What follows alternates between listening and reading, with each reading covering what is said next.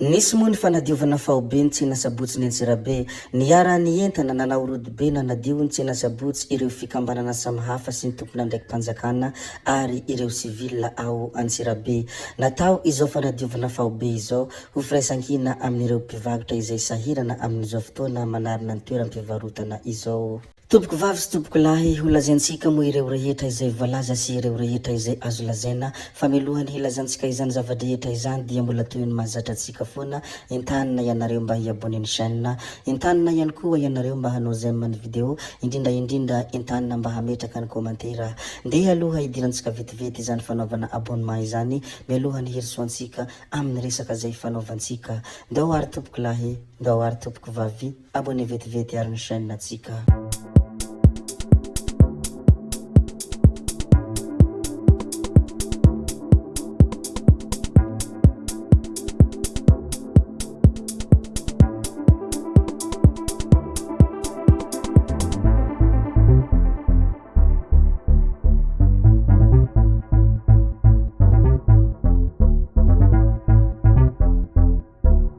Ny malaza amin'izao fotoana izao moa dia resaka datira sy ny fikosehana gorodona amin'ny aleo ajanona raha mbola misy manao izany any an-tsekoly hoy ny ministry ny fanabeazam-pirenena Ramatoa Sahondrarmalala Marie Michel. Izy no efa nikosoka sy nanadio gorodona tamin'ny datira tany an-tsekoly tamin'ny mbola kely. Raha mbola misy izany ankehitriny dia aleo ajanona hoy izy tao amin'ny pejiny.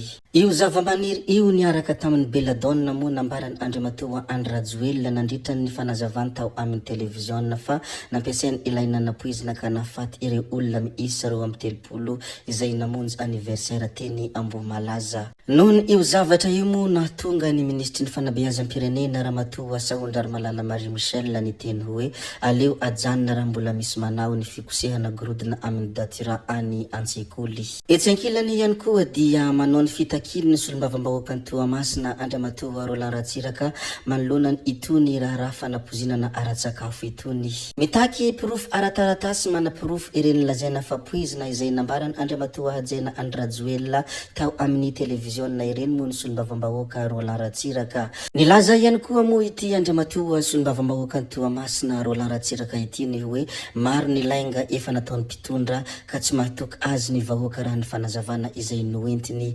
Tokony hisy ihany koa fepetra eo anatrehan'ny botilisma izay nambara. Izany rehetra izany anisan'ny zavatra izay nolazainy ity solombavam-bahoaka ny Toamasina Andriamatoa Roland Ratsiraka ity ny amin'ny fitakina pirofo ara-taratasy mana pirofo ireny lazaina fapoizina ireny ny amin'ny raha fanapozinana ara-tsakafo. Andriamatoa Gottlieb kosa dia nivahiny tao anatin'ny fandaharana Solanga ary naneho ny heviny moa izy rehefa nanontaniana.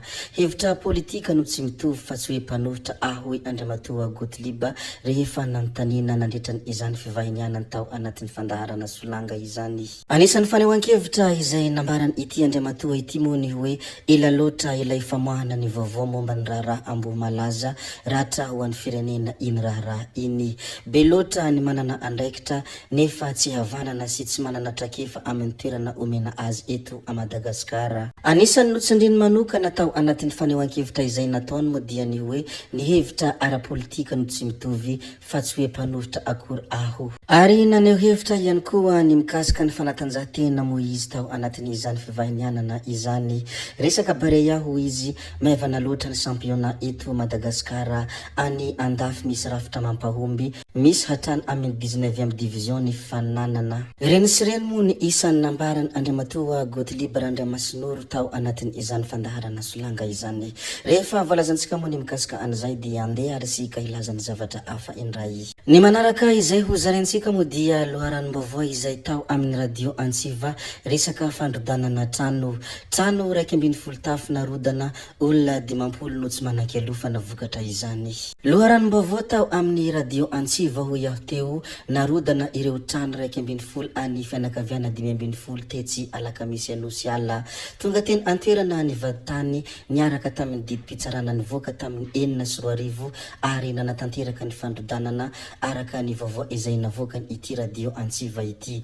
Araka izany moa dia olona 50 no tsy manan-kialofana. Etsy ankilany moa dia nilaza ireo fianakaviana niroahana fa efa nisy ady maromaro nandalo teny amin'ny fitsarana saingy ny afara foana amin'izao fandrodanana izao. Zava-misy eny alakamisy anosialina moa iny zareko aminareo iny fandeha arisika ilazany zavatra hafa indray. Ny hafa manaraka izay asiantsika resaka moa dia ity loharanom-baovao izay hita tao amin'ny rindriny solombavam-bahoaka Sofia Ratsiraka ity. Raha araka ny soratra izay nisoratany moa dia ny hoe voaheloka ny ben'ny tanàna ny Antanambao. Lazaina etona moa ny vaovao mikasika an'ity ben'ny tanàna ity. Notorian'ny mponina ao Antanambao mahatsara ilay ben'ny tanàna noho ny fanaparam-pahefana sy ny fanaovana herisetra misy profy mitohaka amin'ny tenda ary ny fikasihan-tanana. Ny fanampiny ireo rehetra izay efa nolazaina teo moa dia nandratra olona manana fahasembanana namatotra vehivavy iray tamin'ny tsatokazo teo amin'ny kianjan'ny tanàna ary nanararoatra aranofo tovovavy maromaro mbola mpianatra ka niala an-tsekoly no nanamelohan'ny fitsarana ao Vatomandry azy 3 volana sazy miantona. Vaovao misy eto amin'ny firenena moa izany zavatra lazaiko aminareo zany voaheloka ny ben'ny tanàna ny Antanambao. Handeha kely eny amin'iny fakitra Ambatsoa eny isika, fitokanana parka solaire Mananara sy fitokanana kianja manara-penitra anjahana maro antsetra. Lanonana maro sosina no notareny Andriamatoa Filoha Andry Rajoelina sy ny Prime Ministra ary ireo ministra maromaro ny andro 5 Jolay 2024 izay tany amin'ny fakitra Ambatsoa. Anisan'izany ny fitokanana ny parka solaire hybride ao Mananara sy ny fitokanana kianja manara-penitra ao Anjahana. Nisy ihany koa ny hetsika ara-tsosialy izay nanomezana tosika ny tokantrano marefo maro tao maro antsitra sy tao Mananara avaratra.